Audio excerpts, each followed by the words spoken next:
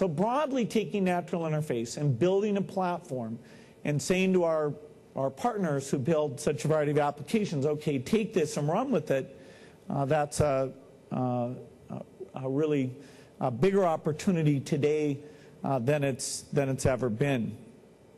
We can look at many of these applications and map them into things like all the complex information management in government or defense. One example is how SharePoint's emerged as a very horizontal tool for groups of people who share information and are managing a project together. Typically in the past you used email with attachments, but as a project involves multiple people and calendars and new people coming in to review what's going on with that project, then you really need a website that's got structure and you can set up the template, do end-user programming, and that's where SharePoint has come in. It's our most explosive, highest growth product, and it's very interesting to see how people are taking that and what they're doing with it. In the military, they've got what's called KNIFE, which is taking the challenge they have with improvised explosive devices and sharing ideas about best practices, what's gone on, what's the information. You know, kind of a gruesome challenge, but one that making sure that everybody has the latest information across geographies, across services, and those collaborative capabilities, a perfect example of what can be done. We're also moving to have more three-dimensional interactivity. You probably remember, like many of these advances, 5 years ago, 10 years ago, some people said, okay, we're going to have 3D. We're going to walk through a bookstore and the books will appear. Well, you don't have that today. It's very 2D type environment. Why will that change? Well, it'll change because the hardware and software have gotten to a magic threshold where the responsiveness, the power of the development kits let us now say, yes, 3D really can happen. So how will that be applied?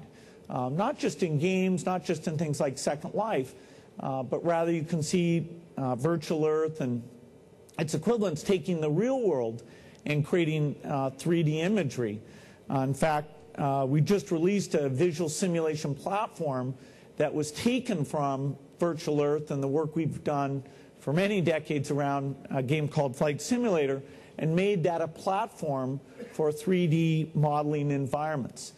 We have commercial customers, defense customers, all saying, yes, this idea of simulating in a 3D environment where you let us develop things in a rich and simple way, that's an interface, whether it's for training or understanding what's going to go on, that we'd like to have.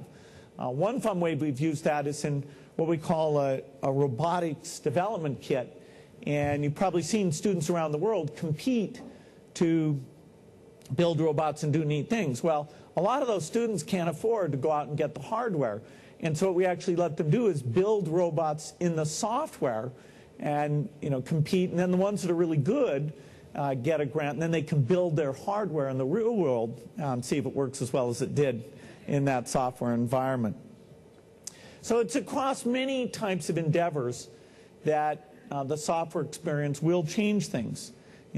I think in a broad sense we can say that information workers, people who work in offices and deal with information, who have to organize things, they are not yet empowered to collaborate, to see data, to dive into data, to understand trends in the ways that they should. And so taking what we started with Office, what we continued with SharePoint, but taking that much, much further to drive productivity, I think the opportunity is stronger than it's ever been. Another area of great interest in applying these tools is in the area of healthcare. And Microsoft's always provided our software as a platform there, but it's only in the last 3 years that we've gotten more involved in building particular software to let, in the healthcare industry, people see the information in a rich way. This started with what we called the Zixi technology. Now we call that Amalga to cover the entire range of things we're doing there. But it's a great example where digitizing things, letting people have visualization, can lead to much better efficiency. We even take that out into the consumer level with what we call health vault, so that if you're somebody who cares a lot about your health information, wants to see what's going on if you have a relative, perhaps an elderly relative, that you're helping to manage the choices that are being made or the financial aspects, having it be private but online and easily navigable, that'll be straightforward as we connect partners in to that type of environment. There's a lot of new devices like heart monitors, or exercise things that will feed information into these systems. And so as people are caring more and more about these things, that kind of software empowerment will be there for them. Someone might say, well, I'm very optimistic. What could hold all of this back? It's a very global business and a lot of innovation, and I'd say I don't see anything that will stop the rapid advance. In fact, even we had the internet bubble in the late 90s where things were somewhat overblown. Then as we got into early 2000s, some of the startup investments and things were pulled back. But in fact, the fundamental advances, the research in the universities, the research that Microsoft and others do, the kind of new chip capabilities that needed to be developed, there really wasn't a slowdown at all in terms of those kinds of innovations. And so I don't think we'll have any pause or slowdown here. If you think about it, the number of engineers working on these problems on a global basis is greater all the time. And that means that the rate of innovation is much better. And even as we use the tools that software has created as a way of allowing better collaboration, the industry itself benefits from that. I took a tour of a number of top universities a few weeks ago and was talking with them about their computer science departments. And one of the most striking things was the way that they've recognized software as the tool for all their different areas of activity. If they want to work in energy, if they want to work in physics, if they want to mine biological data to see trends and take the genetic or systems biology information they have and understand that, they require the latest in software tools to help with that. And in fact, Microsoft Research is now reaching out to the other sciences and providing a platform for their work and understanding what their unique needs are.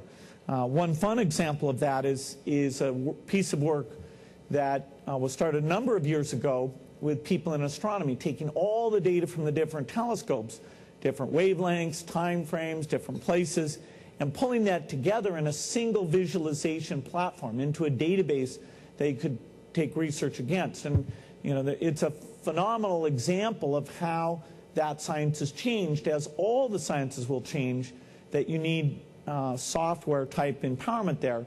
It's also led to what we call this worldwide telescope, where even a kid can just sit down and look through the sky and see different things, understand about what the history of, and in fact it can actually control your telescope. So as you're turning on your computer, say, I'd like to see that for myself, you just connect up your telescope and boom, there you are. You can acquire information, add that to your database.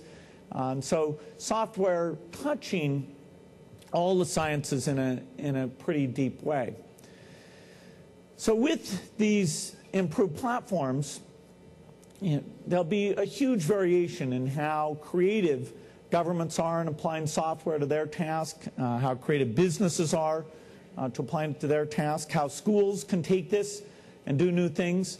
It's not just the tablet PC there, but it's also taking the world's best lectures and getting those online and having students have access to those and really sort of thinking through the difference between the lecture and the study group and how we take that, now it's a worldwide resource of the best teachers, and tie into that.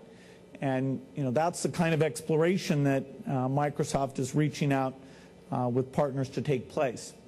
So I hope you get a sense of my optimism and my excitement about working in partnership with you to take software and come up with breakthrough solutions. Thank you.